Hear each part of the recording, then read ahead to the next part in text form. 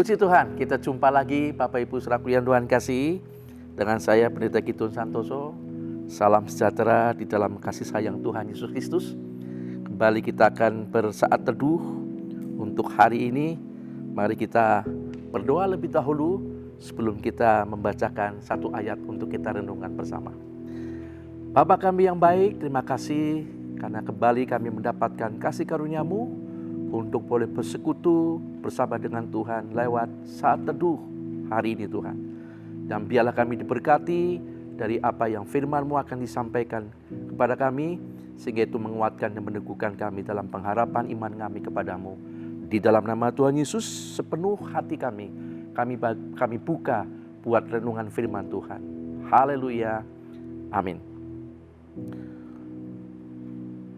Firman Tuhan yang akan saya bawa hari ini, saudara, adalah bernuansa Natal. Maka ayat yang cukup populer yang saya akan bawakan adalah dalam kitab Nabi Yesaya pasal 9 ayat yang ke-6. Firman Tuhan saya bacakan berbunyi demikian. Sebab seorang anak telah lahir untuk kita, seorang putra telah diberikan untuk kita. Lambang pemerintahan ada di atas bahunya.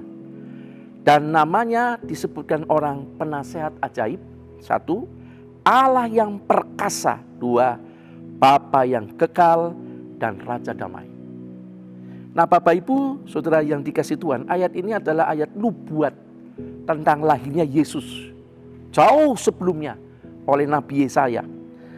Dan Yesus dikatakan di sini, seorang anak yang nanti lahir buat kita yaitu Yesus, itu adalah untuk kita. Seorang putra telah diberikan untuk kita. Siapa kita ini? Kita adalah umat manusia secara umum, saudara. Ya, nanti kedepannya yang menerima dan yang tidak itu lain soal. Tetapi kata kita itu adalah kepada manusia. Memang Yesus dilahirkan untuk keselamatan umat manusia. Kemudian dikatakan lambang pemerintahan ada di atas bahunya. Ini berbicara tentang pengurapan Roh Kudus pada waktu Yesus dibaptis, saudara. Lalu dia muncul dari air, maka Roh Kudus itu hinggap di bahunya dalam bentuk berupa seperti burung merpati. Itu adalah lambang pemerintahan, yaitu urapan dari Roh Allah sendiri ada dalam kehidupan Tuhan Yesus Kristus. Nah, lambang pemerintahan juga kalau kita lihat dalam kemiliteran, itu ada di pundak. Biasa kalau bintang 1 itu Brigjen. Ya, kalau tidak salah sebut. Yang kedua Mayor Jenderal, ketiga Letnan Jenderal, dan 4 itu selaku yang dewasa adalah Jenderal penuh. Nah kalau kita lihat di sini saudara, ditulis gelar daripada Tuhan itu ada pertama penasehat ajaib, Allah yang perkasa, Bapa yang kekal dan Raja damai. Ya, saudara ada 1, 2, 3 dan 4 bintang. Jadi melebihi saudaraku yang Tuhan kasih dari jenderal biasa. Ya, gelar itu ada pada Tuhan Yesus. Nah, salah satu gelar saya akan ungkapkan pada hari ini, saat ini buat kita semua. Dikatakan bahwa dia adalah penasehat yang ajaib. Nah, Bapak Ibu, di dunia ini banyak penasehat. Ya, tapi bukan penasehat yang ajaib. Penasehat-penasehat hebat dimanapun di bumi ini selalu terbatas. Hanya pada hal-hal yang terbatas menurut ilmu yang dipelajari. Psikolog adalah seorang penasehat. Dia hanya ada di bidang itu saja.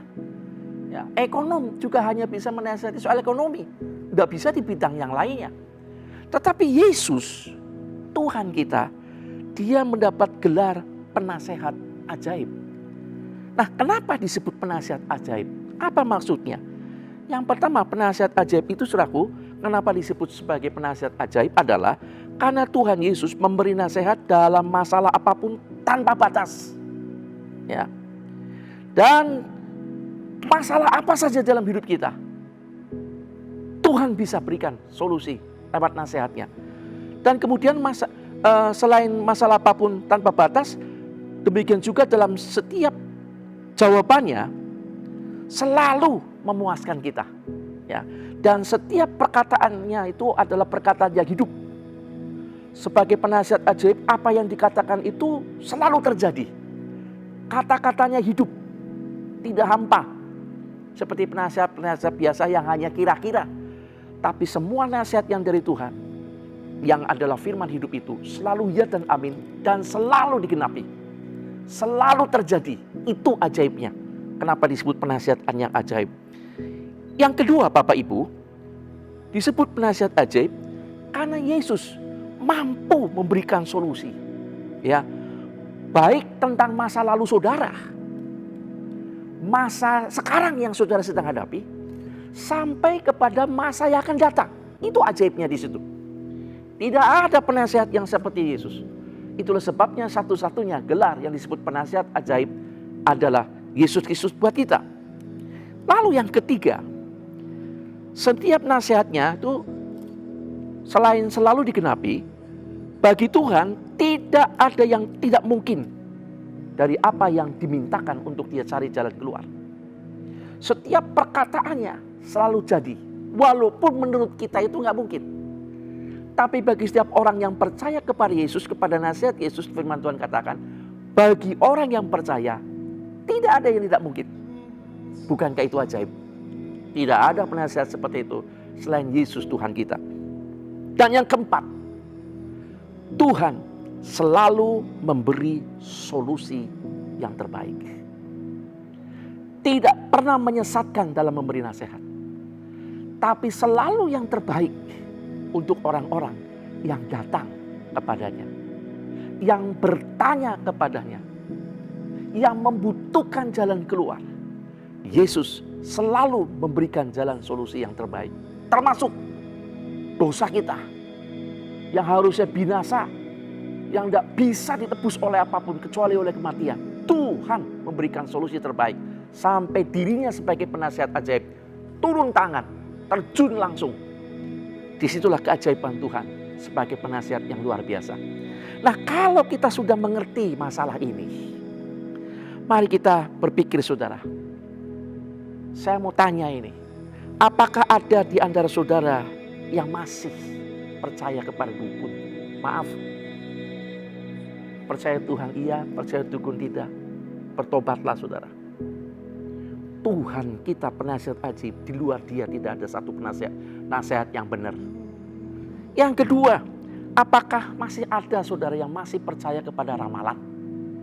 Ramalan itu kira-kira, saudara, ya rekaan, namanya aja ramalan.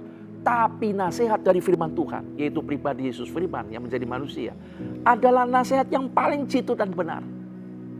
Dan yang ketiga, masihkah ada yang masih suka tanya sama orang pinter? Ya, katanya orang pinter. Pinter apa? Pinter menerawang. Menerawang apa, saudaraku? Manusia itu terbatas. Tapi Yesus buat kita, dia sanggup melihat apa yang tidak dilihat oleh kita. Dia sanggup membaca apa yang tidak dibaca oleh orang dari isi hati seseorang. Dia seorang penasihat yang ajaib diberikan kepada kita. Saudaraku yang Tuhan kasihi, salah satu makna Natal kita nanti untuk tahun ini, buat saya yang saya bagikan kepada saudara, jangan pernah keluar dari nasihat Tuhan. Yesus cukup untuk segalanya bagi kita. Jangan cari hal-hal yang lain. Saudara akan semakin dibingungkan, akan semakin disesatkan. Tetapi Yesuslah satu-satunya yang mencukupkan kita dalam setiap hal yang kita hadapi. Mulai dari problem, masalah, kebutuhan, dan solusi jalan keluar yang kita perlukan. Dialah penasihat ajaib satu-satunya diberikan untuk saya dan saudara. Tetap teguh, percaya kepada Tuhan, jangan kepada yang lain. Tuhan memberkati kita. Mari kita berdoa. Terima kasih Tuhan Yesus Kristus, buat nasihat firman-Mu saat ini kami boleh diteguhkan kembali Tuhan, bahwa di luar Engkau bukan jawaban yang benar Tuhan.